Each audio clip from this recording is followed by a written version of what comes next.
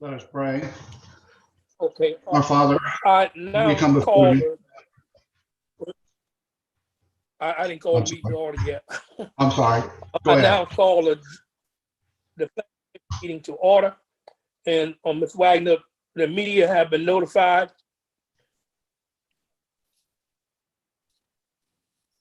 Yes, sir, it has been. Ms. Wagner, Yes, the media okay, has been notified. Mr. Wade, will you put the implication and the pledge of allegiance for us, please? Yes. Let us pray. Our Father, we come before you today in hopes that you will guide us in the proper direction of our commission meeting today, and that you will lead us in the right decisions for Jasper County and that will please you. I say these things in your name. Amen. Amen. Amen. I pledge allegiance to the flag of the United States of Of America America and to the republic for which it stands, one Amen. nation, under God, indivisible, with with liberty and and justice justice for all. for all.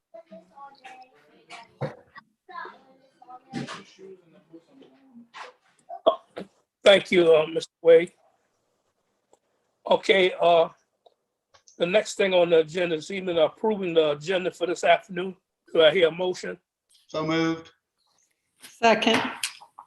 A motion has been made and properly second. All in favor of such motion, let it known by saying aye. Aye. Aye. Any opposed by the same sign? So the agenda motion, the next thing is on the agenda for this evening, approval of the minutes for September 14, 2021 minutes. So moved. Second. Second, Motion has been made and properly second. Ready for question? amen. Yes, Ms. Ferguson. No, I don't have a question. I'm I see you sorry. got your hand up. No, I'm sorry. Okay. All in favor of such motion, let it know by saying aye. Aye. Okay, the motion has been carried. Old business, there's none. The first thing on the agenda is a zoning map amendment, industrial development requested, tax map number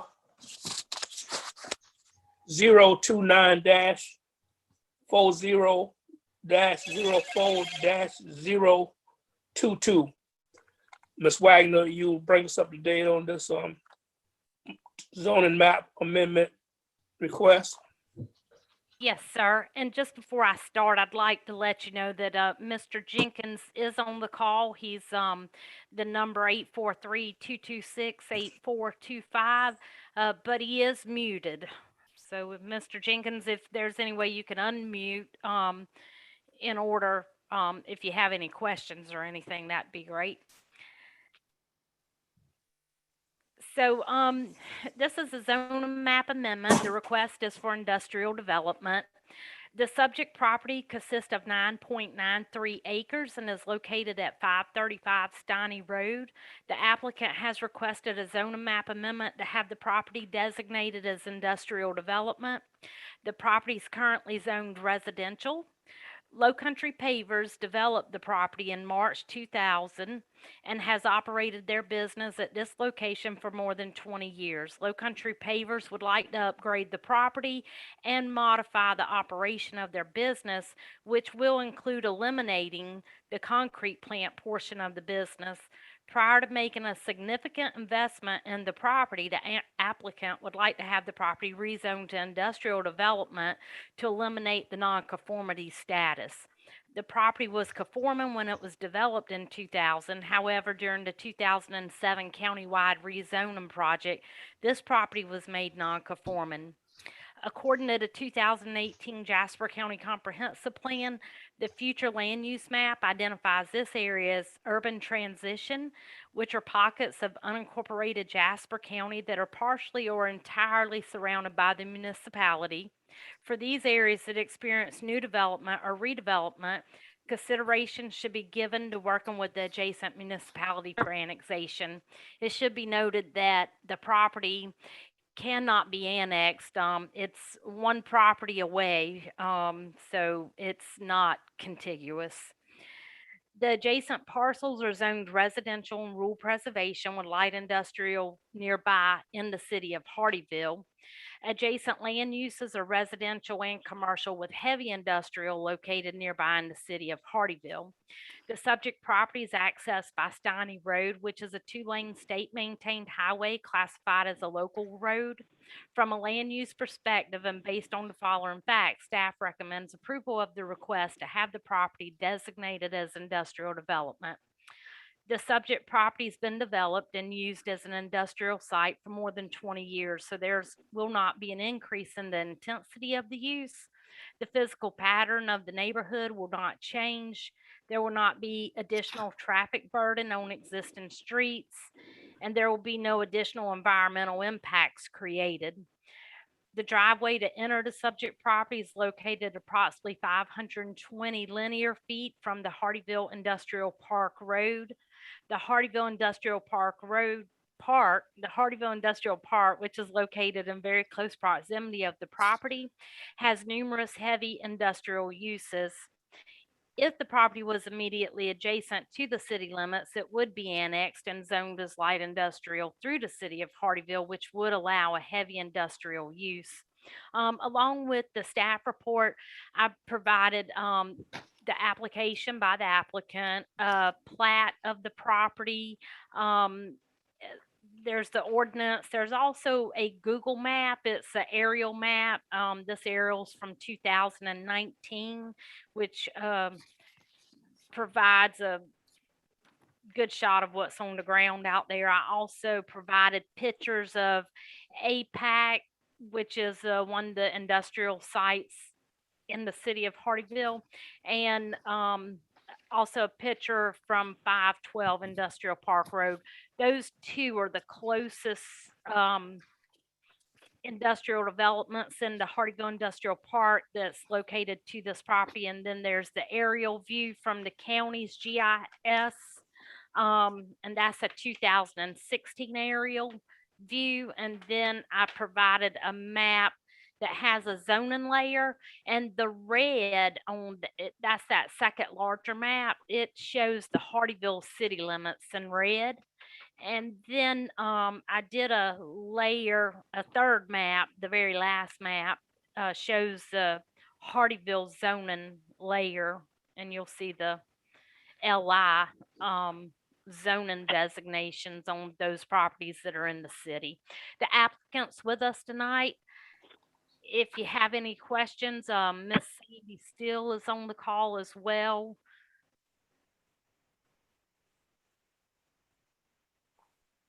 Yes, the applicant, but at this time, he can give us an update on his request for this zoning change.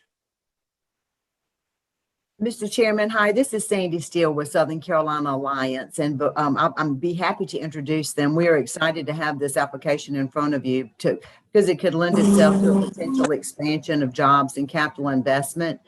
We do have Tom Curry, the owner, here with us tonight, and his son, Christopher Curry. Just to quickly tell you a little bit about, reiterate what Lisa said, the business was established in 2001 and by Tom Curry, and he has built this into not only a successful business, but a legacy business. His two sons, Matthew and Christopher, now work in the business and are managing it on a daily basis. The family is involved in the community, in charities, boys and girls clubs, schools. So they've not only been good corporate neighbors, they've been good citizens as well. This expansion could lead itself to 8 to 10 million in capital investment and the creation of nearly 20 jobs. Currently, the company employs 25 people approximately, and they very proudly offer full health insurance as well as 401k. In fact, promote that on their website, and a portion of their sales go to charity. So it's a really well-established, well-organized family, again, legacy business, which is the healthiest sign of any economy. And happy to introduce them, Tom and Christopher, to you so you can ask them any questions that you like. Okay. Do they have any opening statement before I open it up to the commissioners?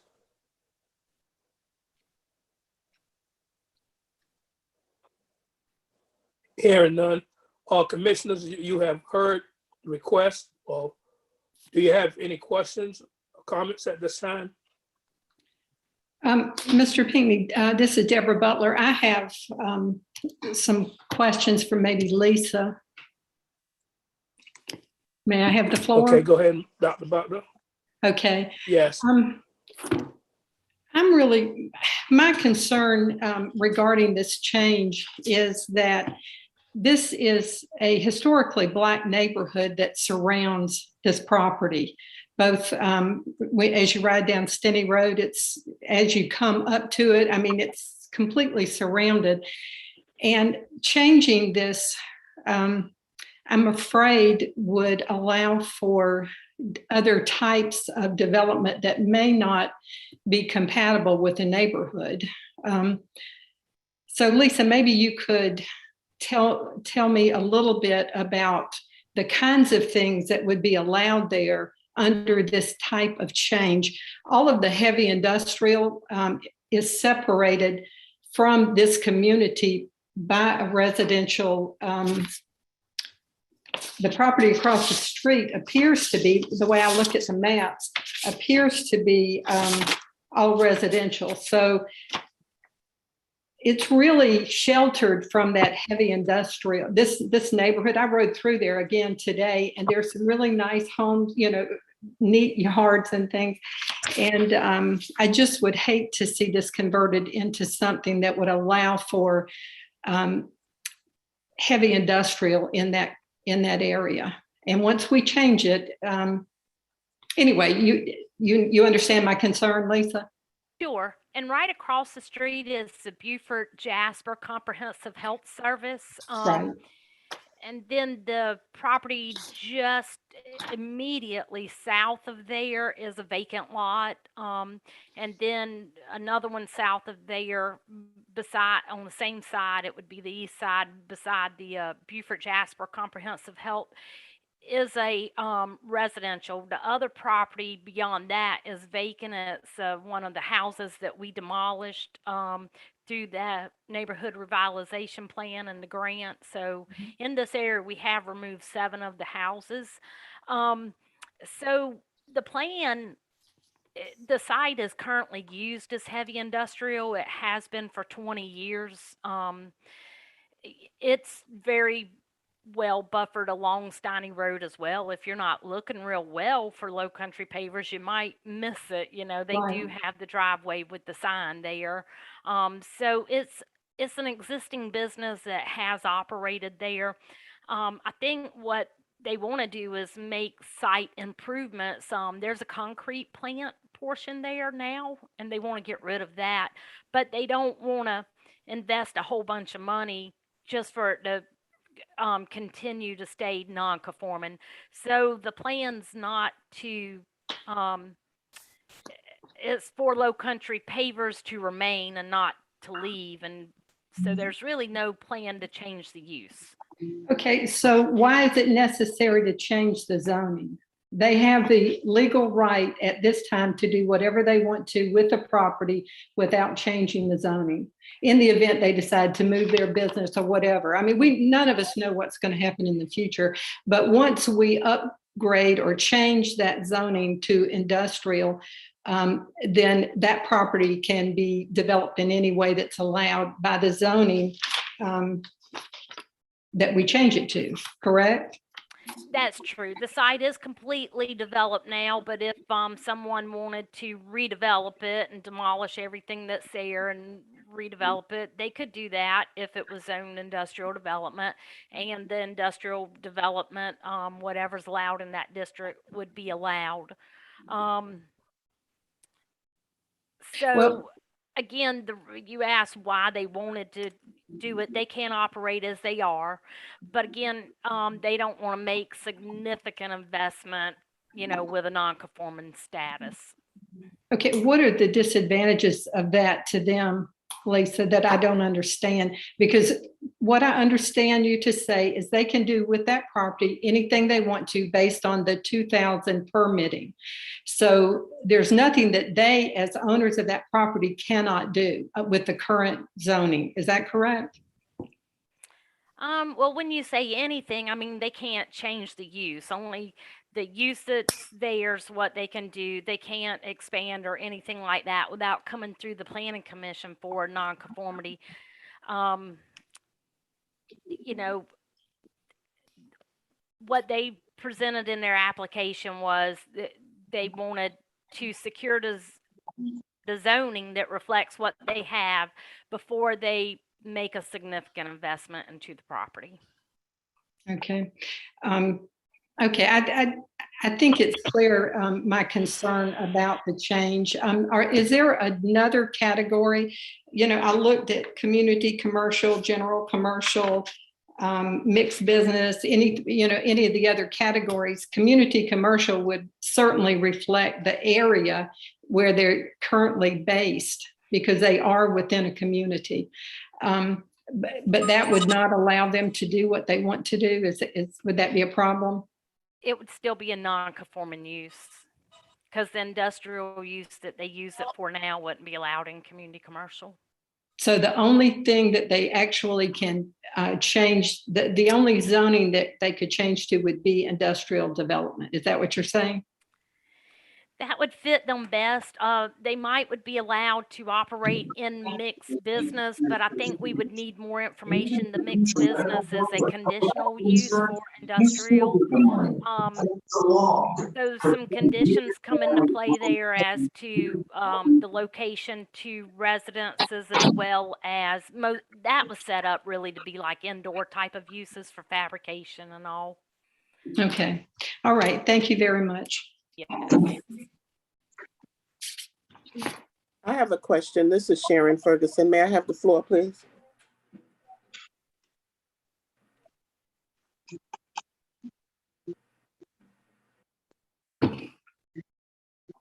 Yes, Ms. Ferguson, you have the floor. Yeah, I kind of err on the side with Miss Pinkney. That community is, in my opinion, heavily residential. I mean, when you talk about vacant lots and that sort, those spots are not big spots, and they don't separate themselves from the industry. I mean, on both sides, south and north, you have residential. Then you have 321 over there, which is not that close, but the north and the south of it is pretty close, in my opinion. But I was just concerned about what is it that the new intended use will be. I mean, they're getting ready to rid of the block production. So what is the new intended use? So they had the paver business. And I think it would be better really for them to answer your questions about the operation of their business. I understand they don't have plans for a new use. They want to upgrade the facility. Okay. So I didn't know there was something else going on there outside of the making of the blocks. What else do they do? They have a concrete plant there, and they have the paver business. So they're going to keep the concrete business and get rid of the pavers? Keep the pavers and get rid of the concrete. The concrete, portion. okay. And again, it probably would be better for one of the Mr. Currys to talk to you more about their actual business. And okay. Hi, everybody. This is Tom Curry. Can you hear me? Yes. Yes, we can hear you. Okay. Yeah. Thanks for taking the time to meet with us tonight. Our plant is over 20 years old. It's a 21-year-old manufacturing plant, and all of the electronics in our plant are becoming obsolete. And we're running into problems getting the equipment that we need. Every time we have repairs, these electronic components and these computer components are no longer available. And we have to do a massive remodification of the existing paver plant.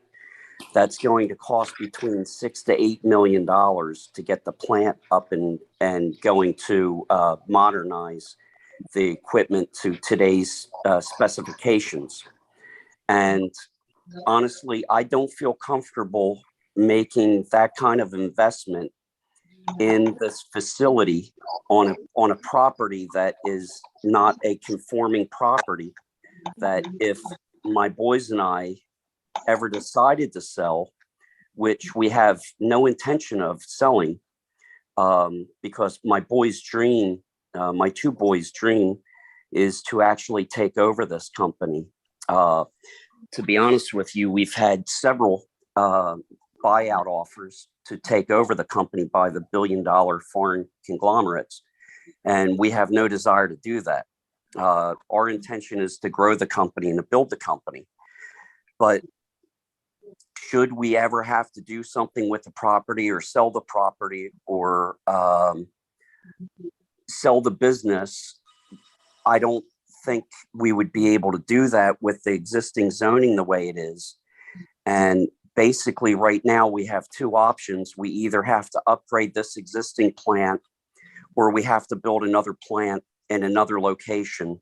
But this plant is obsolete and the equipment is just no longer available. And we're forced to make a very large investment in this. But our goal is to get rid of the concrete plant so that we have more storage. And in the past, the biggest complaint that we've had was the noise from the concrete plant and the trucks. And we are going to, our goal is to demolish the concrete plant, remove the concrete plant, and make that more yard storage for the pavers and the retaining wall, which is our core business that we do. And use that area as more storage, and then invest approximately $6 to $8 million in upgrades in the existing plant. That is our goal.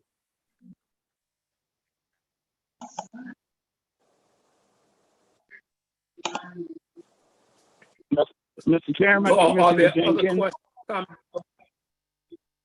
Yes, go ahead, Mr. Jenkins.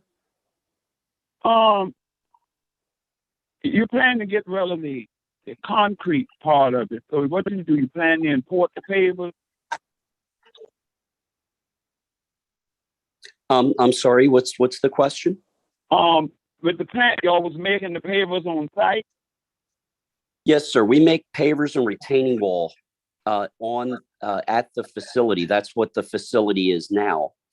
And the concrete plant, I actually own the facility, but I don't own the business, the concrete business. I have a lease to another company that leases the concrete portion of the business from me. I worked a deal to get them off the property so that we could remove the concrete plant and use that for additional storage of the pavers and the retaining wall. So we wouldn't have the cement trucks driving up and down the roads anymore, which was the biggest complaint in the past with, our facility over there. That was actually the only complaint we ever had, was the concrete portion of it. And like I said, so what I did is I worked to deal with the owner of the concrete company to vacate the property. And we want to use that area for additional storage for the pavers and retaining wall, which is our core business, which is our only business, actually. So my question is, you will be making the pavers there. You will be importing the pavers and selling them. You're not going to be no longer making the pavers. No, we make the pavers there. That's what we do. We make the pavers there. We're going to continue to make the pavers there, but we have to make about $6 to $8 million in improvements in the plant to continue doing that. Our other option is to just vacate this facility and build another paver plant in another location. So okay, so I was just concerned on if you're going to get rid of the concrete plant, what machine or what you're going to use to still make the paver? The existing facility there, we're just upgrading the electronics. Oh, okay. My other So question they is, use the controls that control the plant. That the plant is fully automated, and the controls that control the plant are called Siemens, and they're German automation. It's a German automation company, and the equipment is so outdated that we can't even get parts for it anymore. And fortunately, what we did is about 5 to 8 years ago, we bought up every piece that we could possibly find because we knew they were becoming obsolete. But we were running out of spare parts for it. And if we don't make the investment in it, what's actually going to happen is we're going to get to the point where something's going to break down on the plant and we just can't get the parts to repair it anymore. And we're stuck. We can't make product anymore. And our business goes down the tubes at that point. So that's why this is necessary for us to do these modifications. These computer components are over 20 years old. They're just not available. So these equipment you plan to use wouldn't be as noisy as the one you have now. That's correct. It's nothing's going to change over there except the concrete plant will be gone, and the cement truck, the concrete trucks will be gone, and that concrete plant will be gone. And so those trucks won't be driving up and down the road anymore. My final question, Mr. Chairman, is to Lisa. Lisa, has the resident out there been notified about these changes? We'll notify everybody within 500 feet for the public hearing. We have posted a zoning application sign on the property, but we've not went through the public hearing. That'll happen at the council level, and we'll send a letter to everyone within 500 feet, put an ad in the paper. We'll replace the sign with the white sign that actually advertises the meeting date of the public hearing. Oh, okay. My concern is what good is the public hearing after we done give them approval to go on with this? We don't give approval, we just make recommendations. I meant recommendation. Okay. All right. Thank you. So you're only making a recommendation, and then the county council will do the approval. Okay. Okay. Thank you. I'm sorry. Thank you. Okay. I'm through, Mr. Chairman. Is there any other questions for any other commissioners? Mr. Chairman, I have a question for the owner, Yes. if you don't mind. Yes, go ahead, I'm Mr. Wade. not familiar with the site. I'm looking at the plat. I'm also looking at the GIS map as well as Google Earth. And when you say the concrete plant is going away, what building is that? I mean, there's a large building to the right or to the northwest corner. There's a large building, and then there's a building to the south, south in the center, and then it looks like there's a smaller building in the northeast corner. So which building would be going away? And what entrance? There's two entrances into this complex. What entrances would be used? So right now, I guess it would be the north entrance is the entrance that's used by the customers, and the south entrance is the entrance that's used for the raw materials and the concrete trucks. Now, the concrete plant is in that southern entrance, and it's sort of a small building with some equipment. And it's right next to a pond. Do you see the equipment looking stuff? I don't have a copy of what you're looking at. So that equipment would all be gone. And the concrete plant, the paver plant is inside the large building. So that is contained inside the building. The noisy part is the concrete, because that is not contained inside a building. That is a concrete plant that is located outside. It's an outside structure. They're built to be outside, and that will be removed. But absolutely nothing is changing with what we do at Low Country Paver on the facility. other than removing the concrete plant. So which is honestly nothing but a benefit to the surrounding area. But other than that, there will be absolutely no change to any business or products or anything that we do at Low Country Paver. We will operate exactly the same this year, next year, and hopefully the next 10 years as we are doing today. Okay. The building that's to the center or south, I see the concrete plant, the equipment that you're talking about that's kind of in the southern, next to the southern portion of the property, next to the pond. I see that on the Google Earth, but it looks like there's a building along the southern property line. Is that part of your, would that be part of, I don't know what that is. Again, I'm not familiar with the property, so. Yeah, so that is all the buildings will stay except for the small building next to the concrete equipment, that concrete manufacturing equipment, and that small building next to the pond. That's the only structures that would be removed. Everything else will remain the same.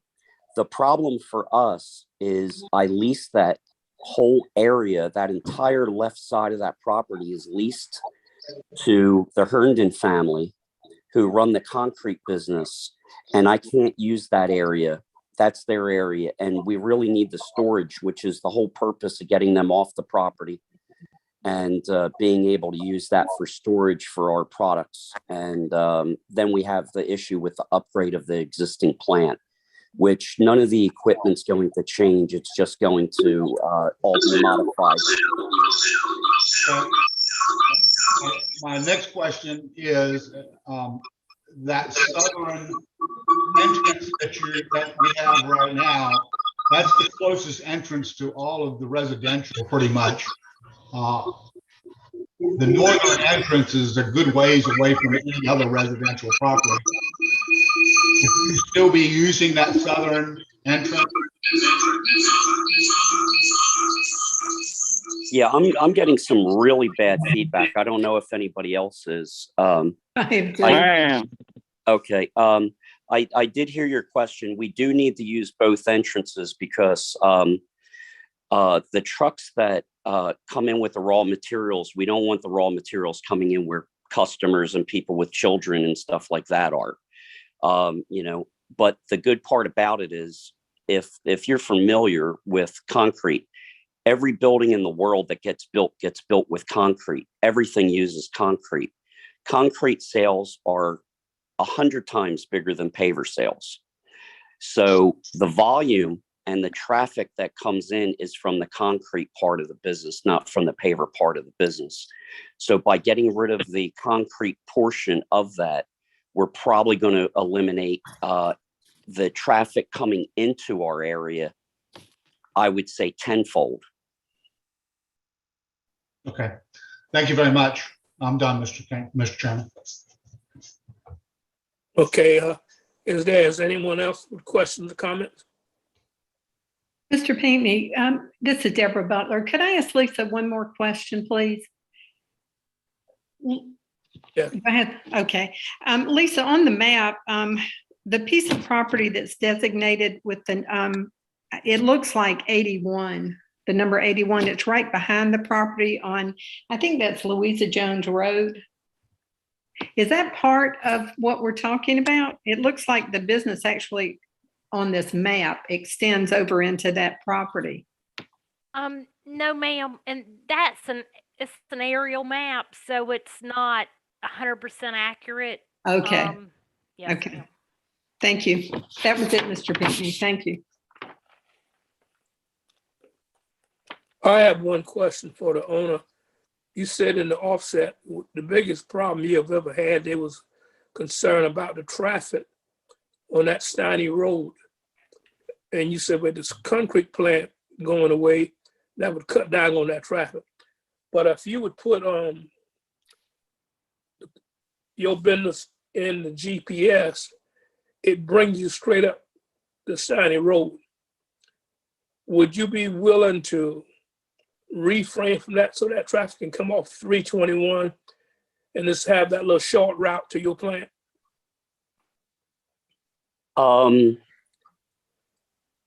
Personally, are you talking about like when customers come to the facility? When you got supplies, and if suppliers come in and they're gonna have heavy truck. If they don't know where you're playing at, and if they put it in the GPS system, because I did this already, it's gonna bring them up Steiny Road, all the way up through that residential neighborhood. You can request to have that change where it'll come off of 321, and that little road, I think, probably a quarter of a mile, and you just make a right, and you'll be right there to your plant, rather than all the heavy traffic coming up Steiny Avenue. Yeah, we have, to me, it doesn't matter how they get there. The best thing is the lowest impact on the community. So, for me, I have no issue with that whatsoever.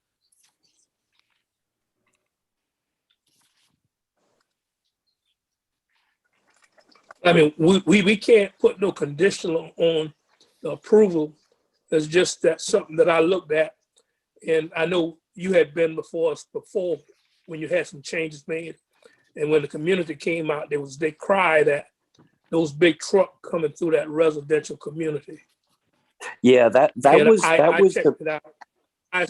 was the big complaint, and it was the concrete trucks that they were angry about flying up and down the road.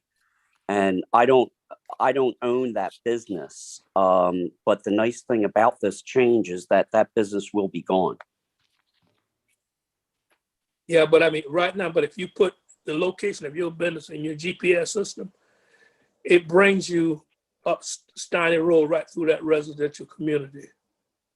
Yeah, I understand. I have no problem recommending which way the trucks come in at all. I mean, it's really not that big of a deal for the trucks to come the other way. I don't believe so.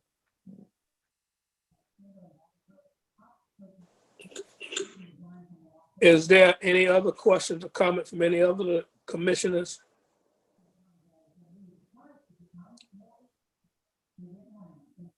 Hearing none, I'm ready to entertain a motion.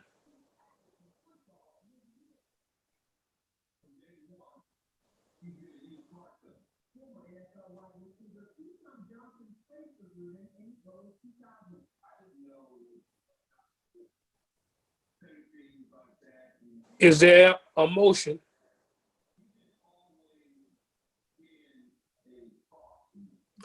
Ms. Wagner, we have to send it up to the council with no recommendation because nobody was willing to give a motion.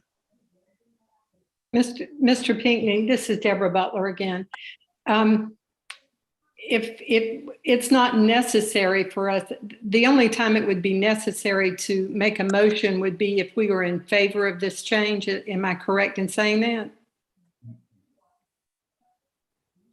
Well, a no motion is an unfavorable motion.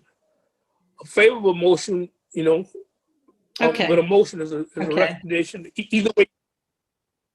Okay. Thank you very much. But no motion. It's still going to go to the council either way we vote on it. Right. And with a no vote, it still go to the council with no recommendation. Absolutely. Okay. Thank you. And the time expired on calling for a motion. So Ms. Wagner, are you there? Yes, I'm here. I'll forward it with no motion. All right, it will go up to the council. Okay. Yes. All right. Thank you.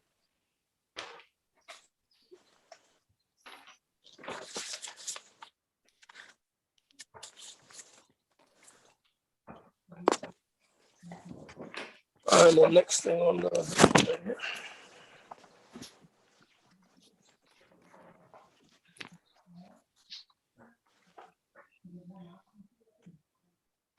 the next thing on the agenda is a conceptual review of a major subdivision. The Low Country ECO Village, Phase 2, tax map number 08500-06-045 5-0.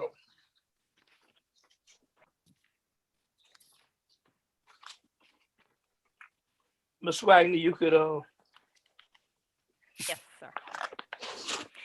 can The give us applic- a review. Yes, sir. The applicant is Earth Pods. They're seeking a conceptual review approval of a proposed major subdivision for the purpose of securing advice and/or comments prior to completing the engineering design, and also to help expedite a future application for preliminary plat approval. The subject property consists of 11.92 acres and is located along Roseland Road. The applicant proposes to develop a 10-lot residential subdivision as phase 2 of the Low Country Eco Village subdivision. The property is zoned residential, which requires a minimum of half-acre lot sizes. The proposed development will be served by a private road system consisting of 2 spurs. Each spur will have a cul-de-sac at the end of the spur road. Each lot will be served by a private well and a septic tank. The development will consist of multiple common areas throughout the site, including a dog park, playground, and nature trails, meeting the 10% open space requirement. Additionally, the developer has a unique vision to provide eco-friendly homes and offer affordable housing. Earth Pods LLC intends to build container homes on each lot. Their design strategies include solar energy, water efficiency, and sustainable materials, which is why they're calling this development Back to Nature Eco Village. Alliance Consulting has developed a conceptual plan that includes all of the requirements outlined in Section 2.8 of the Jasper County Land Development Regulations for conceptual plan review. Once the concept plan has been approved by the Planning Commission, given the applicant some assurance, the applicant will proceed with outside agency permitting and engineering design to comply with the specific requirements of the Jasper County Land Development Regulations for preliminary plat approval. Staff recommends approval of the concept plan for Phase 2 Back to Nature Eco Village Major Subdivision. And if you remember, recently you saw phase 1, and I think it was at the July Planning Commission meeting. So this is phase 2. And the applicants are with us if you have any questions for them or for myself.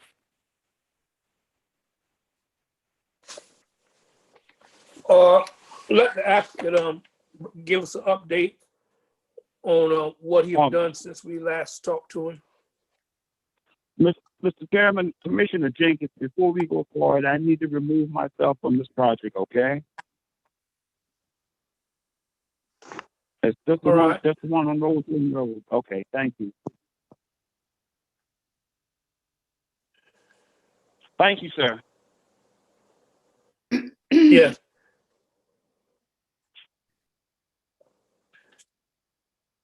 Is the applicant there here? Yes. Ryan Maley with Earth Pods. We got soil testing done for the first 15 that you already approved.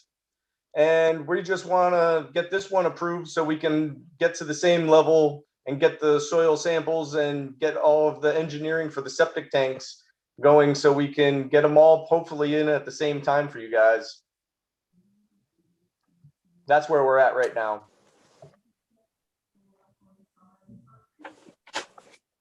Okay, from the commissioners, do y'all have any questions for the applicant at this time?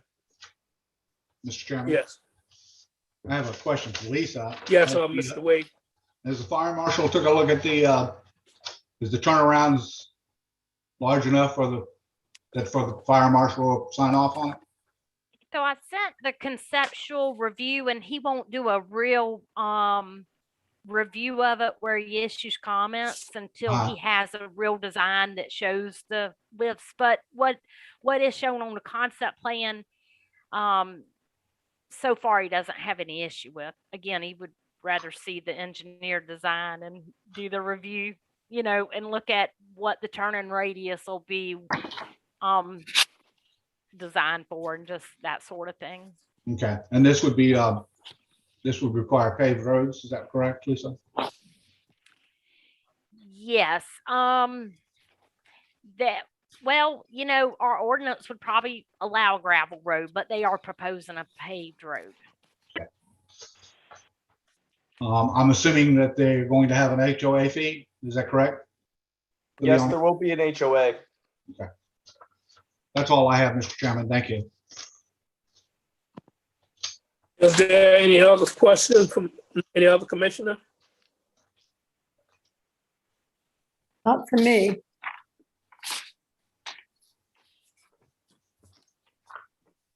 You said you had something, Dr. Butler? No, sir, I didn't. I'm fine. Thank you. Any of the other commissioners have anything?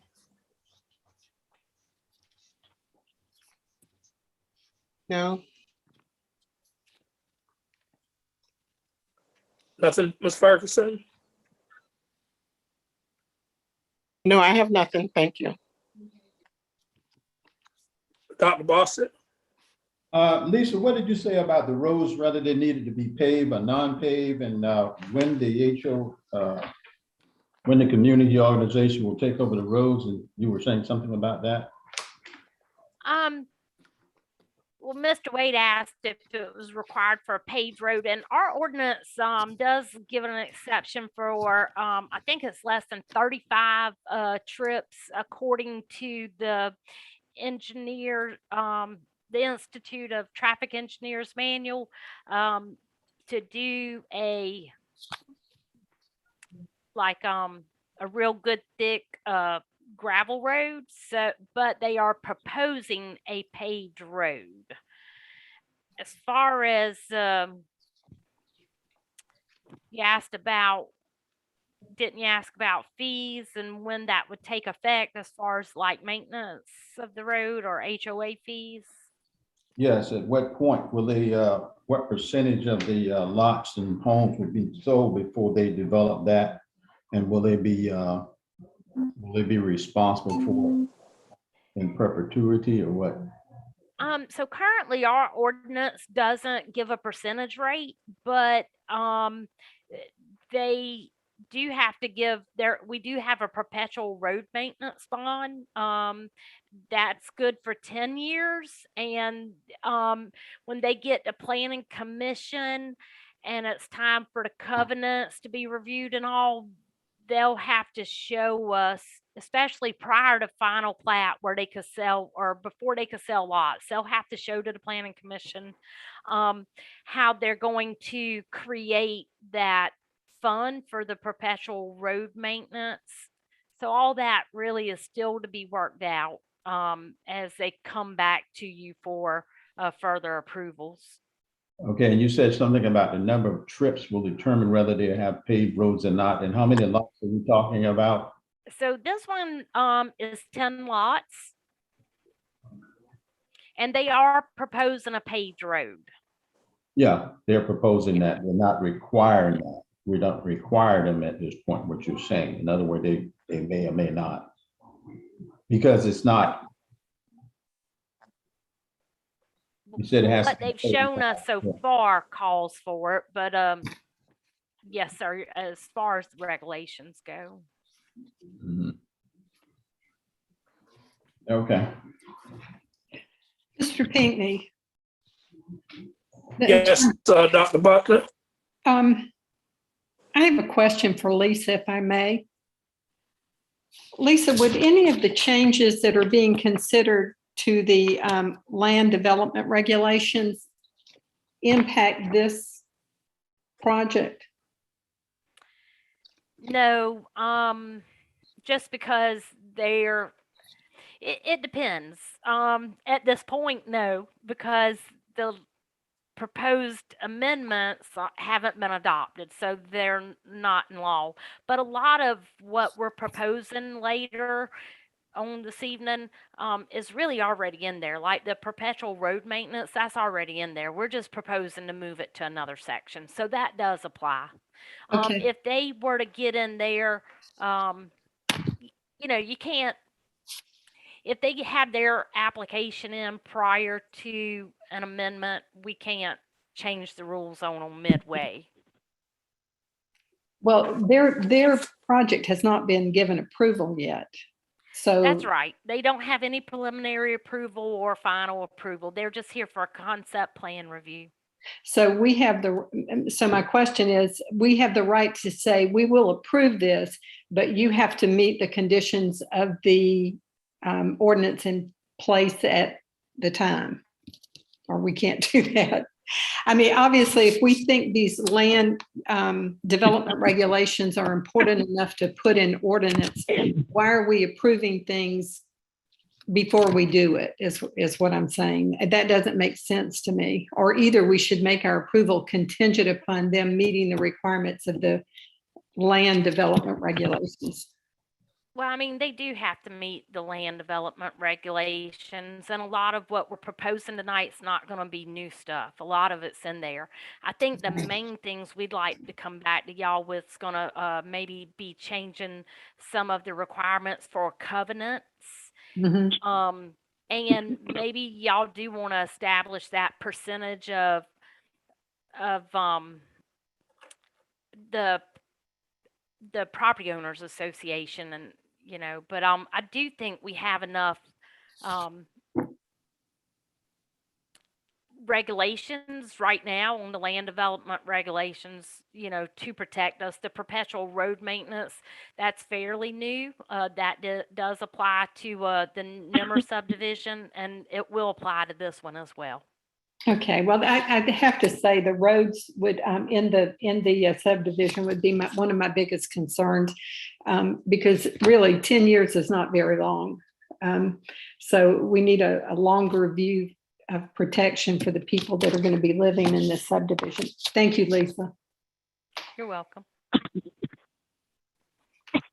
To the applicant, it's not a guideline right now, but looking at things that I know, it's a small subdivision and school buses will not be going in there. And it's a floatable subdivision. That's what you present as before, with no sidewalks that put the kids that have to walk to the bus stop at risk with cars traveling in and out of that subdivision. And We when will, be we working on will the road, have that's sidewalks, and we will definitely come up with something for that issue. okay. I'll greatly appreciate it. Is there any other question or comment from any other commissioners?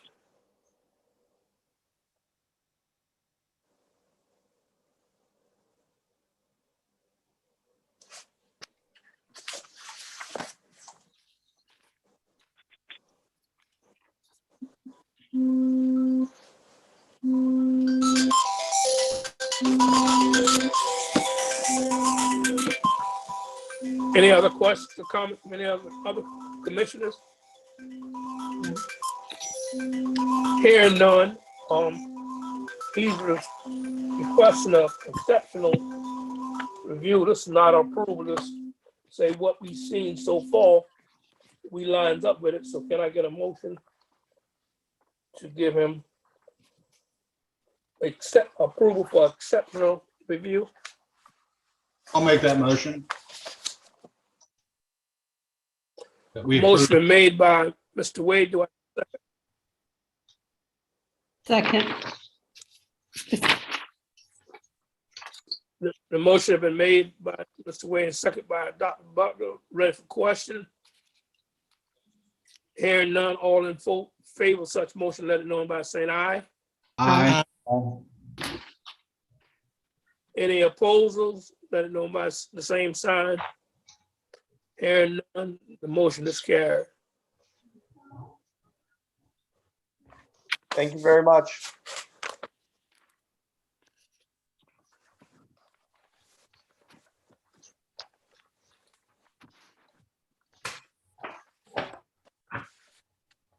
The next thing on the agenda, proposed amendment to the land development regulation review for discussion only. And this is what the DSR and Ms. Wagner have been working on for us.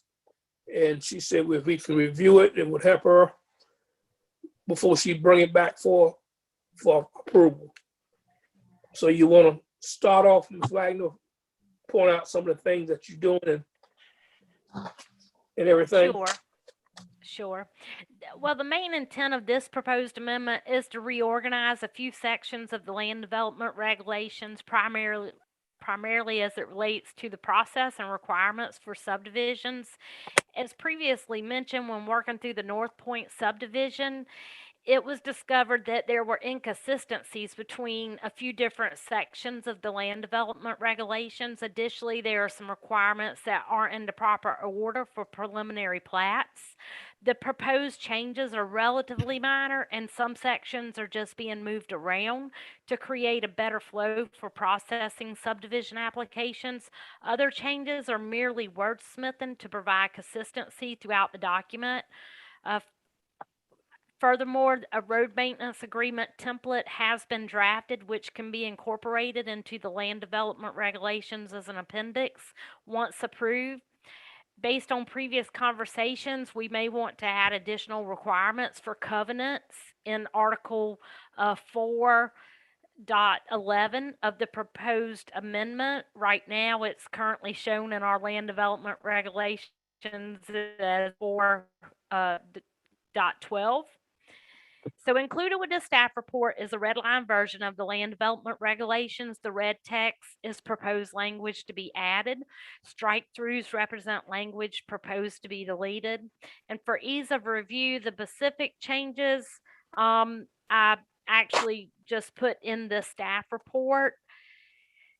And what's going to be like in general throughout the document is the word section being replaced with article, because in certain places it says article and other places says section.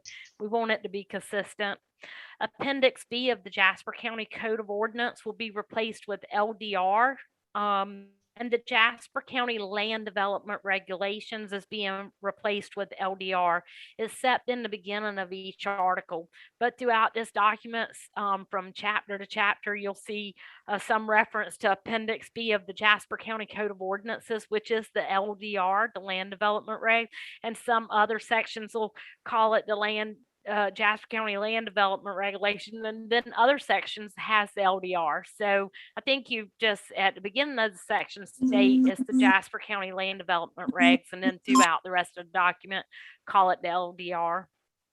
So all that's just for consistency only. The changes in each article, they're outlined in the staff report, and I'll go through them real briefly. And again, we're not asking for any approvals tonight, but we certainly do want your input. So section 1.8 construction, under paragraph A, performance guarantee, we would just add language to make clear the performance guarantee is required prior to recording the final plat. In paragraph B, the site restoration guarantee, we would add language to include construction of site infrastructure in a subdivision prior to final plat approval. If someone were to build infrastructure under their preliminary approval, at this point, they're not required to post a bond. But if we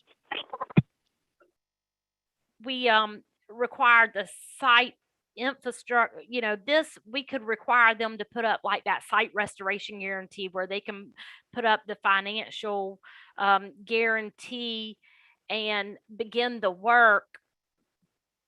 But if they don't finish it and the work's not completed, we would have the money to just stabilize the site. We wouldn't be looking to put in the lots, because under preliminary plat approval, you cannot sell the lots.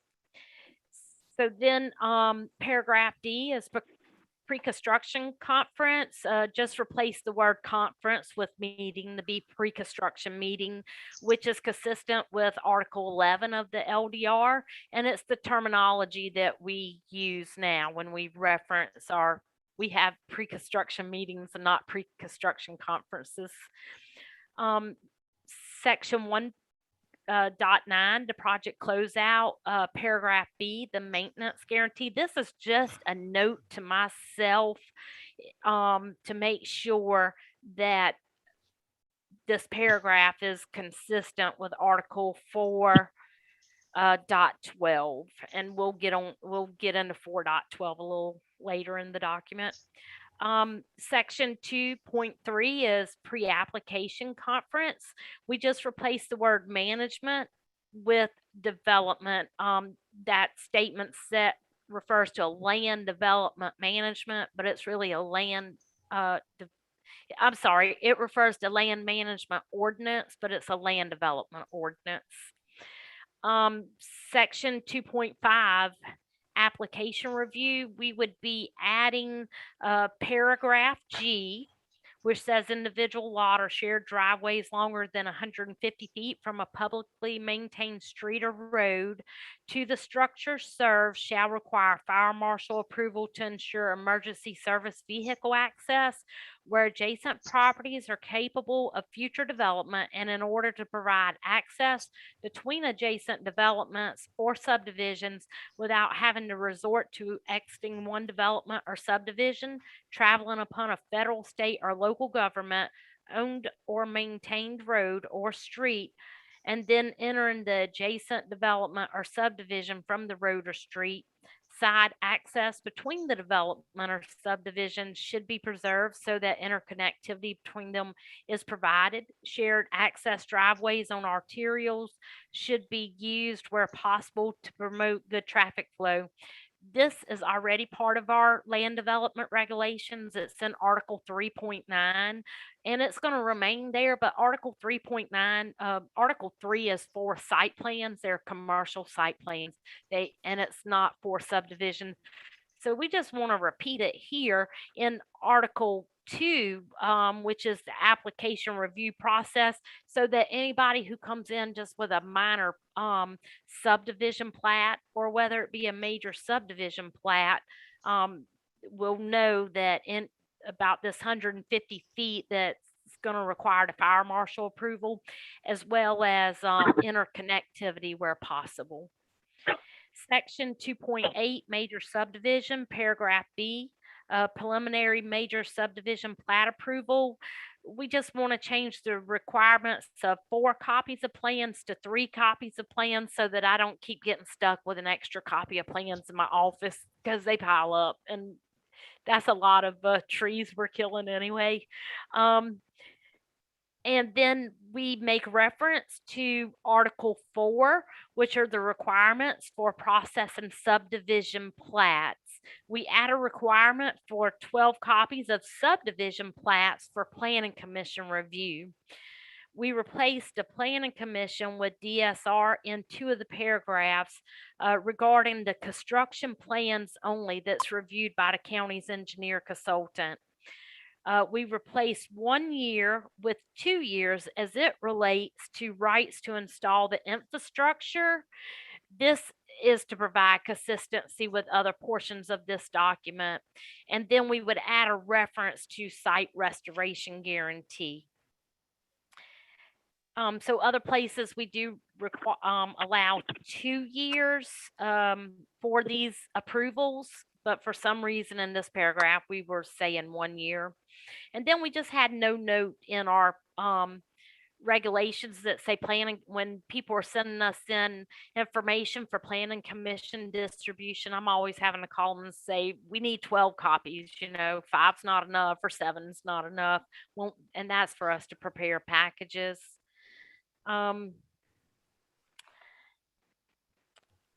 Moving on to the next page, paragraph C.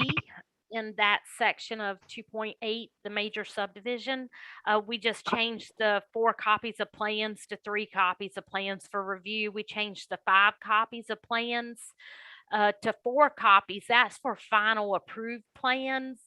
We add a requirement for 12 copies of subdivision plats for Planning Commission review, and we replaced a clerk of court with register of deeds.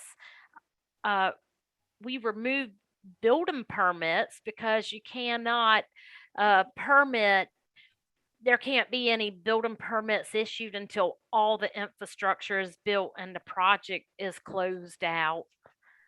I found that odd that was even in that section, but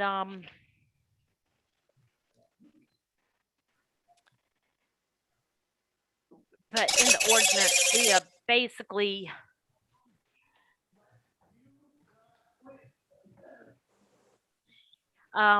like the next to the last paragraph of section 2.8 says an applicant or developer who wishes to acquire building permits or sell lots. Well, the sell on lots is right, but not the building permit. You can't get a building permit until all the work's done and a project closeout certificate's issued on the construction of the infrastructure. So we want to remove that. Section 2.9, minor site plan, replace 4 copies of plans with 3 copies of plans, change the reference to Article 413, change that to 414, which is where we propose to move the minimum standards manual for the practice of land surveying in South Carolina with this amendment. And we add in a reference to the site restoration guarantee. And then in section 2.10, the major site plan, we replace the 4 copies of plans with 3 copies of plans. That's for review. We change the reference to from Article 413 to 414 about the minimum standards manual. So we're just proposing to move that section from 413 to 414. And so we just want to change the reference here and make reference to site restoration guarantee. In section 3.6 of the land development regulations, submission of preliminary site plan, we want to replace the 5 copies of prints with 3 copies of prints. In section 3.7, submission of final site plan, paragraph B, we want to replace 5 copies of drawings with 3 copies of drawings. In paragraph E of that section, we want to replace 5 copies of drawings with 4 copies of drawings. Under section 3.10 guarantees, performance guarantee was replaced with site restoration. The 125% is being proposed to be replaced with 10% because Article 3 of the requirements are requirements for site plans and not subdivisions. They have site restoration guarantees. They don't have to put up the performance guarantee. And then we want to replace the word subdivision with site plans. Again, just subdivisions have nothing to do in Article 3. Paragraph C, we propose to remove sentence referring to partial approval and release and liability pursuant to performance guarantee because Article 3 are the requirements for site plans only, and the performance guarantee is not required for site plan. The site restoration guarantees are required for site plans, and all infrastructure must be completed prior to releasing an applicant from any liability. Section 3.10A, guarantee of maintenance.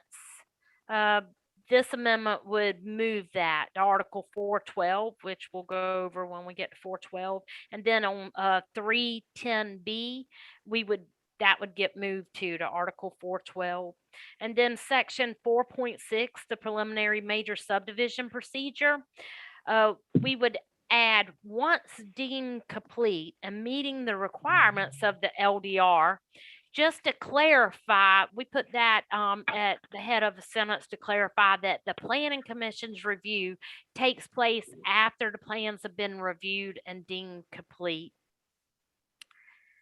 And paragraph D, we propose to remove the sentence about noting preliminary approval on the plat because a preliminary plat cannot be recorded. We don't want it to be signed off on. If you have a preliminary plat that's signed off on and the Register of Deeds has a staff member who doesn't realize that it's not to be recorded, but this would eliminate that from happening. And we would like to add a sentence requiring the DSR to provide the applicant with written notification of the preliminary approval. So basically, if a planning commission gives preliminary approval, we would follow up with just a letter to them, stating that the planning commission gave preliminary approval on what date that took place. But again, we don't want to put that on a plat that might get recorded when it shouldn't get recorded. And then section 4.8, final major subdivision procedure, we would add or bonded in accordance with Article 1.8 and remove the sentence, the subdivision owner or his authorized agent may also submit security of the type prescribed by these land development regulations. So it's trying to tell us you could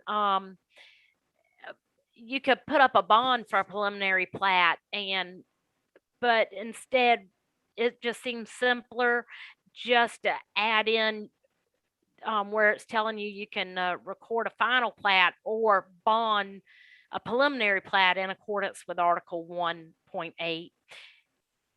We also want to change the 7 days to 30 days for recording of the final plat.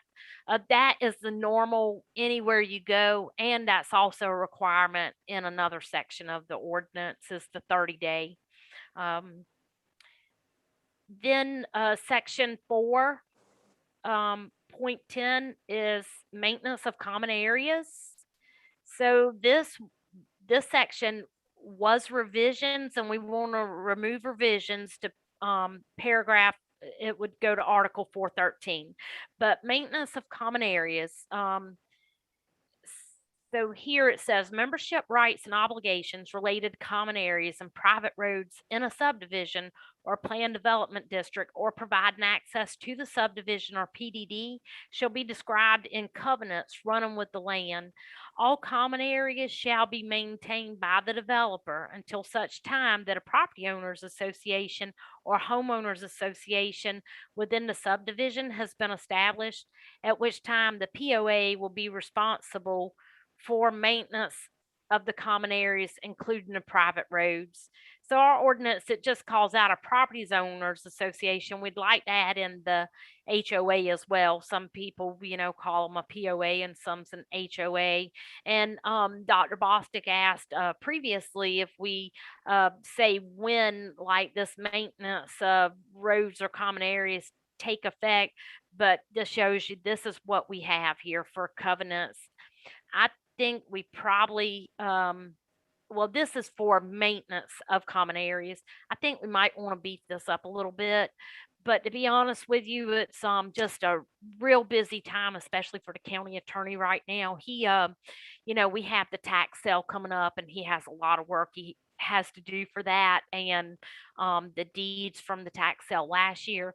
So he really hasn't had an opportunity to review this, and before we create a lot of language for covenants and maintenance of common areas or roads, I really want to make sure that we don't overstep our boundary. But of course, I think we do want to beef it up where we can. So that's one reason this is going to be a little slow coming through, I think, for us to get all of the reviews in that we need to get in.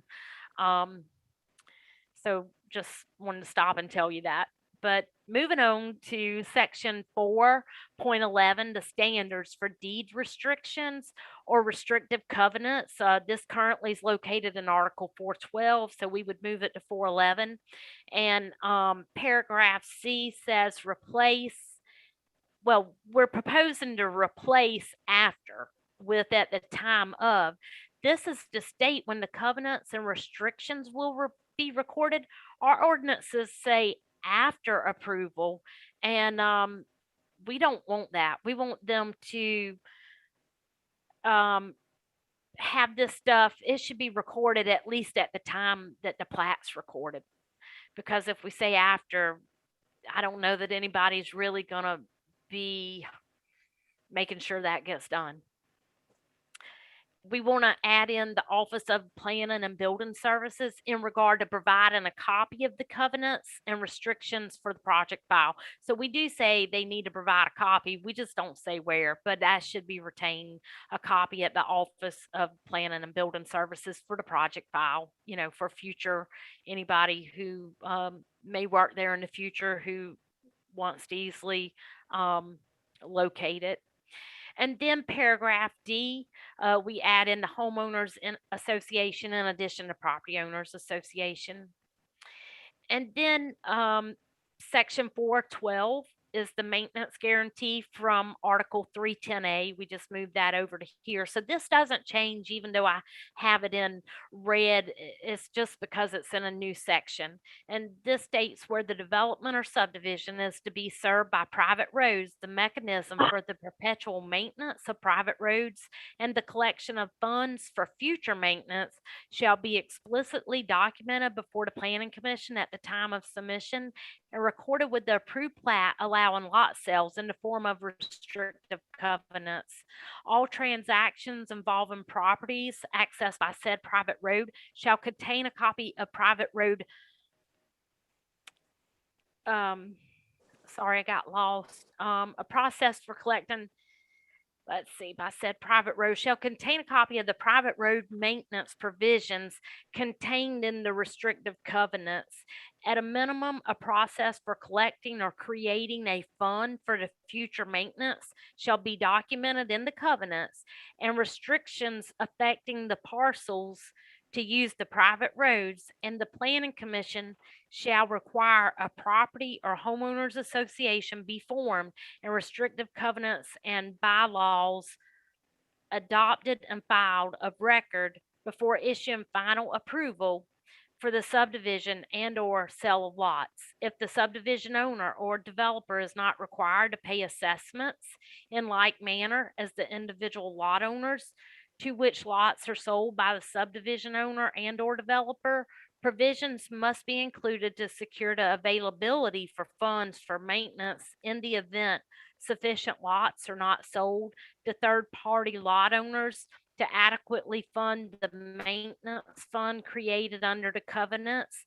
Property or homeowners association included in submission to the Planning Commission shall be an estimate provided by a licensed South Carolina professional engineer of the maintenance costs for the roads, including the estimated cost of resurfacing, refurbishing after the expected life of the initial pavement, or as may be applicable, gravel surface not to exceed a period of 10 years.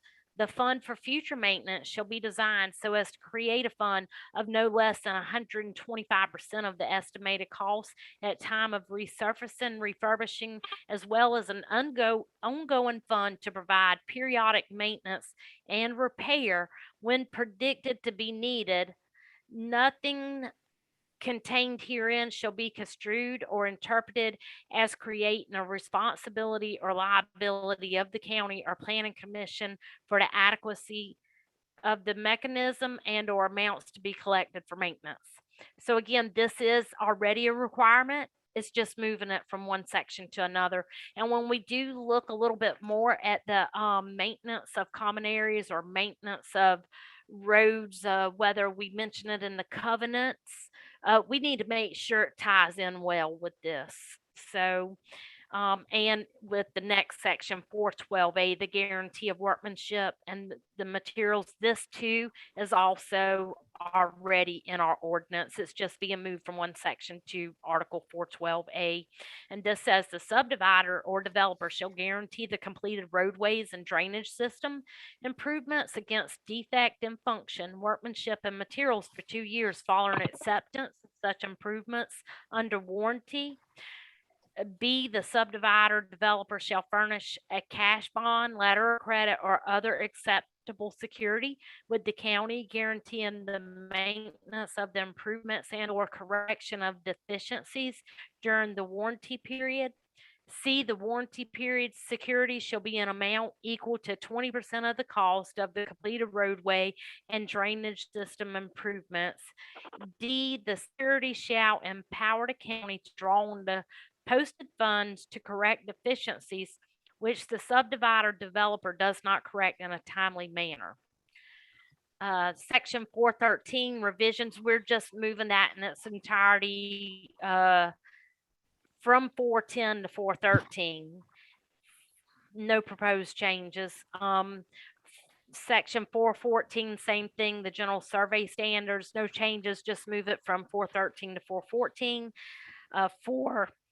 415, filing of subdivision plats, replace the site plans with subdivision plats, but since Article 4 outlines the requirements of the subdivision plats, and Article 4 doesn't deal with site plans.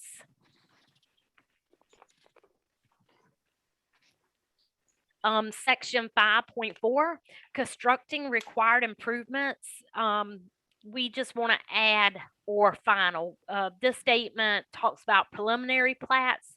Regarding the approval of the plats with the financial security, it references preliminary plat, but not a final plat. And you can file final plat with a financial security. So we just want to add that in there. 5.6, release of financial security, replace planning commission with county. Since it is the county that releases the financial security once the project is complete. So that's just, once it's completed, releasing that financial security. The ordinance says the planning commission shall do that.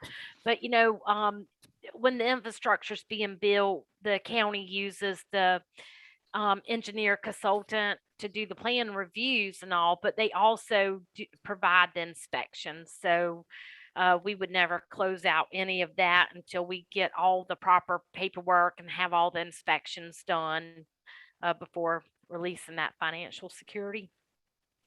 Section 5.8 is dedications. Replace Articles 310 and 4.8. Well, 310 would be with Article 411 and 4.8 with 412, because these would just be the new article numbers in the proposed amendment. Article 7.3, private roads, we want to do the same thing there, replace Article 310 and 412 with Article 4.8 and Articles 410 and 411. So that's just to reflect some of these things we moved around. And then Article 8.8 is street names and street markers. This section was repealed in 2011. This amendment would just make reference to Article 3, Section 25 of the Jasper County Code of Ordinances, naming and addressing of roads. So that's a separate ordinance. And what we had there prior to this one that was repealed in 2011, we moved those requirements to the road naming. There was already some requirements in the road naming and addressing, but they weren't consistent. And that's why we did that. But just in case anybody's looking for, these street names or requirements for street markers, I thought it would really be good just to have a reference in there that someone would know to go look at that ordinance. And then just the last thing is just really a note to myself as we can work on this. Article 11.6 of the Land Development Regulation. See, it references 2 years for the maintenance guarantee. When we did the amendment for the perpetual road maintenance, we said 10 years. So we need to make sure all this is consistent. And then also just a note, and I just want to have it in writing when I go back and look at this, that I won't forget that I need to make sure the maintenance guarantees are also consistent with Article 412, Article 1, and Article 5. All of those articles talk about different types of guarantees. So that's all I have for you. If you have any questions or you have any input. Oh, one more thing, I'm sorry. You'll also see a road maintenance agreement was included with this. This is a template. Colleton County has one that they use. We've made some changes, so we didn't want it to reflect Colleton County, but they had a few things that they require that's not to our regulations. So I think that's why you see, yes. So you'll see some strike throughs in there. And I didn't want to eliminate it just yet because I want the county attorney to look at it. But it's mainly just that note on the first page, and then paragraph 7, where there's a strike through a sentence there that definitely needs to come out. It doesn't make sense when you look at our ordinance. It wouldn't be correct. So So I think the main thing, these are things just I think that'll help the land development regulations again just flow a little better. This is the main revisions of the text, but I think I'm definitely waiting to hear some feedback from the county attorney about the road maintenance agreement. I think that would be a huge improvement. People call us all the time, want to know if we have templates, even just for our bonds sometimes. So I thought that was great. And I think we want to work this into any covenant requirements. I think we want to, moving forward, work on some beefing up our covenant requirements, our maintenance to common areas and the roads, and making sure all that ties in together with the perpetual road maintenance agreement, the agreement, and the road perpetual fund that you need to set up. That's all I have. Mr. Payton, I have a couple of things I wanted to ask, just a couple of small things. Okay, go ahead, Dr. Boss. On the 1.8D, you changed the word conference to meeting, and then we went down to 2.3. Yeah, You that's what I got the was. word conference in there. Would that be meeting also? Yes, sir. Thank you. Okay, let's go down to explain this to me, because we had a little concern about this for one of the projects we approved. I think it was Arctic Boulevard. It says regarding construction plans only that are reviewed by the county engineer consultants. But back then we didn't have an engineer consultant to do those things we were having with traffic down in that area. We just pull up the consultant in certain situations. No, so this is if you come in and you were to want to create a subdivision, all new. We do have so for a subdivision, we can't come to you and recommend it for approval without it being reviewed by the engineer, because so much of whether they meet the ordinance has to have the plans reviewed, the construction plans. So Okay. that's the purpose moving forward for any future development. I think we were talking about a traffic plan the last time, and we were talking about engineers, and we said we didn't have one on staff, and we just used their engineering studies or whatever. So we don't pull our consultants in when we have those kind of situations going on. So last time they weren't asking for a subdivision approval, but now they are going to come before us with a subdivision approval, and we are going to need to review their plan with a engineer consultant, whoever Okay. that may be. Okay, without engineer consultants. Yes, it's just when they came before, we had just asked for the traffic study to base Right. they came with a master plan, but it seems like there was another reason we asked for that, and I'd have to go back to look at the minutes, Dr. Bostic. Okay, all right. You were saying here when you got down to 310A, you changed from 125% to 10%. Explain that again for me. Okay, so Article 3. So if you see 310, that's a part of Article 3. That has to do with site plans and not subdivisions. These are individual commercial lots. They could be multiple lots, but they're just an individual commercial plan. It's not a subdivision plan. Mhm. So on those, we don't collect performance guarantees. We require site restoration guarantees, and they're 10%.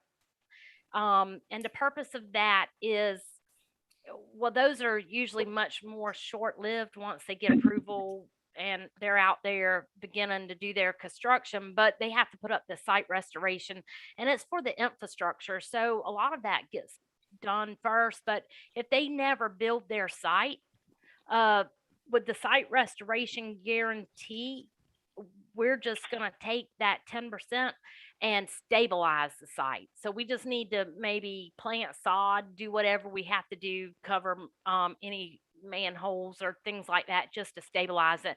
But they're not looking to sell lots to people. That's the difference. So with the subdivision, we require much more because they're looking to sell lots and Okay. yeah. Gotcha. And when we got down to 4.110, you were saying that we needed to wait before we plug in a number there of a certain percentage of the homeowners association because of the attorney's workload or something. So, well, what I was saying is I want to spend a little more time with the common areas and the covenants. As far as regulations go, I think we can do better. Um, he really hasn't had time to review this yet. He is just swamped, but he's going to get to it. He's just got a lot of deadlines to meet right now. And I hated to go digging and spending hours on research and coming up with maybe requirements that would be overstepping. So I just wanted to see legally how far can we go. Mhm. And Okay. then looking at the road maintenance agreement, that template, I think that certainly should be considered too when coming up with regulations for covenants, especially. Okay, so no matter what size the major subdivision is, that percentage will probably be the same. No matter. Yes, sir. You know what I came across and I really liked it was the developer, and I'm just don't have it right in front of me, but I saw where some people require the developer is responsible whatever the percentage rate is. Say you have 50 lots, so each person pays their portion. If they own one lot, their one lot of the 50 lots, whatever the percentage rate is. But let's say the developer only sold 12 lots, he's responsible, he has to pay his portion for the 38 lots. Yeah. And that's what we're talking about, because if you only sell 12 lots, you don't have the number of people to adequately maintain the roads. Yeah, So, I thought that was a great way of doing it. Our perpetual maintenance agreement kind of speaks to that. To me, it wasn't real clear, but if you go back and read that, I think it's well, it says if, it didn't say for sure.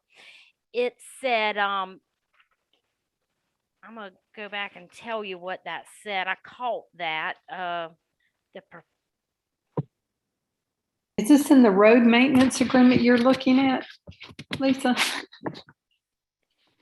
I think it was. I have done some research of other counties and subdivision requirements, and I think it was in here.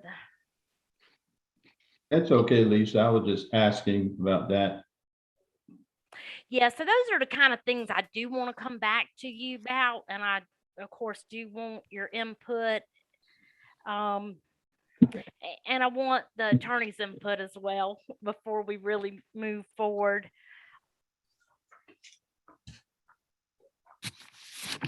Mr. Chairman, I want to ask Lisa a question, please, if she's finished. Well, I was Commissioner just Jenkins. Yes, go ahead. Go ahead, Mr. Jenkins. Lisa, has we ever deputized the law enforcement officer? Whatever happened to him? oh boy, you'll never believe it. The only reason why I asked that question, because we work hard and we got so much things on the books that really need to be enforced. And I think that's a really important issue, that we get this person aboard so we can get some of this stuff covered. So And I as know. of yesterday, we do have a code enforcement officer, but he's not deputized. We had to make a lot of changes. So it won't be out of the sheriff's department. Code enforcement was moved to the Jasper County Fire EMS Emergency Services, but and they ran an ad for a code enforcement officer, and we only had one response. But we were able to hire someone who's already a county employee who's going to make a change. And so yesterday was her first day here. She doesn't even have the ordinances yet, so she needs to go through some orientation and training. And I have printed her.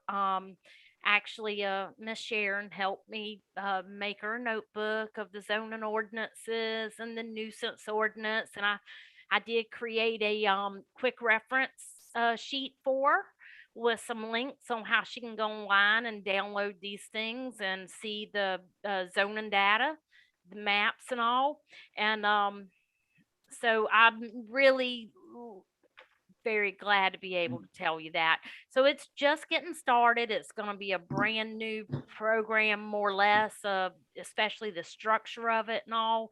And I think she'll do good. She has been a reserve law enforcement officer in the past, and she's worked with emergency services for a number of years. So anyhow, we're looking forward to getting that going. Lisa, what Great news. department is she working out of? Jasper County EMS. EMS? Are you not allowed to give her name? Yes, her name's Teresa Nettles. And she just accepted the job Friday, and so again, she's just going through orientation this week. And I made her a notebook, or Miss Sharon made her a notebook of the codes and all that she hasn't picked up yet, but she'll probably come by tomorrow and get that. So Lisa, people that call us with complaints about violations they perceive to be violations of the ordinances, should we direct them to her? Yes. So she is waiting to get set up with a phone and all. So right now I don't have a number to give you.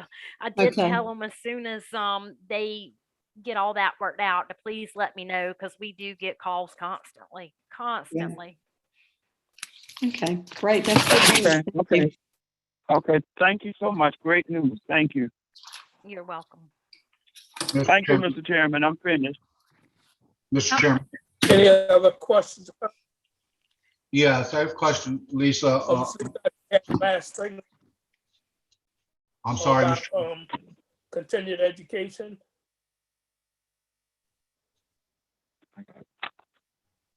Well, I have a question for Lisa about this article that we're reviewing now. Okay, go ahead. Go ahead, Okay. Mr. Wade. All right, Lisa, under 411, this is the restriction covenants, deed restrictions. Now those have to be recorded, is that right, with the deed, with the register of deeds, is that right? Yes, sir. Okay. I know from my work of what I do that a lot of deeds that come through that are in subdivisions don't reference the covenants and deed restrictions. Whereas in Beaufort County, most, if not all, reference the deed restrictions. So is there, I mean, what's the mechanism there that's the difference between the two? So, in some of the research I've been doing, and this might be what we want to address in the covenants, there's a requirement. Some people have a requirement that if you have covenants, they should get recorded, and it should be shown on the final plat that gets recorded as to where they're recorded, or there's a note on the plat so that it is maybe not on the deeds, but if you go to this register of deeds and you get this plat of that subdivision, and it's written on there about the Right. covenants, Well, we I can know, address that under the covenant requirements. yeah, I know that the covenant, deed restrictions and covenants, they have to be recorded with the register of deeds. I know that. But what I'm asking is does Beaufort County have a mechanism that where that has to be shown on each deed, the recording of those covenants and restrictions on each deed? That we don't have that same mechanism? That's what I'm asking. Yeah. So I can't answer the question about Beaufort County, but what I was saying is what I have come across is where the covenant requires in the covenant requirements, they say you have to record your covenant, but you have to note it on the subdivision plat so that anybody that pulls that plat, there's a note on the plat that says there's covenants, they're recorded at whatever book on whatever page. Okay. The other question I have for you is, and I think we ran into this with, I don't think it was our last meeting, I think it was the meeting before that, with the one for Sun City that wasn't in part of the city of Hardyville. And the reason that wasn't is because the subdivision was originally had a development agreement with the county as opposed to the city. And the term limit was extended. How long are the term limits that we currently have for subdivisions? So the approvals are good for 2 years. Okay, One of the things we proposed to change in one section said 1 year, but other section parts of it say 2 years, and 2 years is common. okay. So once a development has been approved, it's only has 2 years to before those restrictions run out, or what? Because if I I'm remember sorry, I right, didn't know you meant restrictions now. I thought you meant I meant their the approval, development though. agreement. The development agreements. Okay, no, then I'm sorry. I gave you the wrong information. Okay, So under a subdivision approval, you're not required to have a development agreement. The development agreements for the planned development districts. okay. Development agreements are typically 5 years or 10 years, with the most that I've seen are 10 years. Okay, so once a subdivision, now what I'm talking about a subdivision, not a planned unit development or a planned agreement with the county. What I'm talking about is Talking a about the typical major covenants. subdivision. How long is that subdivision, that plat good for? How long can they hold it and not develop it and then come back and develop it? That's what I'm asking. Okay. Is there any term? Okay. So the preliminary plat approval would give them 2 years, and that's where they can go begin their construction Mhm. of the infrastructure. So they have 2 years to get that done. If they needed an extension, they would need to come back before the county and ask for an extension to the planning commission. But what they can do and what our ordinance would allow is, let's say they get half of the infrastructure done and it took them 2 years and they don't have it completed. They could come back in for final approval and they could bond off the 50% that's not completed. And that would require planning commission approval, the final approval. And then, but the final approval now does approve the plat. Once the plat gets recorded, the plat's good forever. Okay. All right. That's all I have, Mr. Chairman. Thank you. Mr. Pinckney, I'd like to ask Lisa one question, please. Lisa, and I'm not sure if this, I'm looking at 2.5G where the individual lot or shared driveways longer than 150 feet from a publicly maintained street, that part. I'm thinking of the, I think you might have referred to it as a mini subdivision here on Church Road, where the gentleman came in and bought land and divided it up and put them in different people's names. There's really not a driveway. I guess it's a makeshift driveway. So would this apply to him in that case? I mean, I don't know that there's any way that an emergency vehicle could get to those trailers that are on the back side. So I'd have to go back and look when his plat was approved. I want to say it was probably before this. This was amended and put in. This is part of our ordinance now, but it was done in April 2018. So if he created some minor subdivision prior to that, this was not applicable. In his case, the lots weren't more than 150 feet. The way the subdivision was, they were 4 lots and they were all along a state road. We only approved 4. Okay, he's got 5 mobile homes in there in various stages of being repaired, but they're stacked 2 behind 2. and then one to the So side, I think. and he sold those lots. I think he had only kept one lot, so they were all did go through a real sale. He didn't just put them in someone's name. And I think whoever bought the lot did put the two mobile homes is on a lot. Right. And then the neighboring property may have two mobile homes on a lot. So they do not, And They they do- did get encroachment permits from South Carolina DOT, what does that mean? where they could put in the driveways off of Church Road. Okay, it's just okay. So my question really was in reference to G.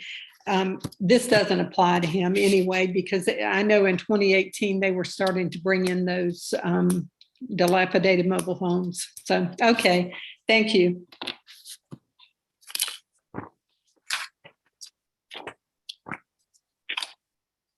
Any other questions or comments? Hearing none, Ms. Wagner, I see you had on there, continued education information. That was just a repeat from last month. I just wanted to remind you all about that. I couldn't remember if everybody was on the call at the end of the meeting, or I really couldn't even remember if everybody was at the meeting last month. So it's just a reminder of how you can go online to create an account, and then once you create your account, that memo tells you how to go about picking your course you might want to take, and you need 3 hours of continuing education. Okay, thank you very much. If there's nothing else, I'm ready to entertain a motion to stand adjourned. Commissioner Jenkins, so move, Mr. Chairman. I'll second it. A motion has been made and properly second. Ready for question? Hearing none. All in favor of such motion, let it known by saying aye. Aye. Okay, I thank all of you for being in attendance tonight and taking care of the business of the Jasper County. And y'all take care and have a great week. Have a good Thank evening. you. Thank you, sir.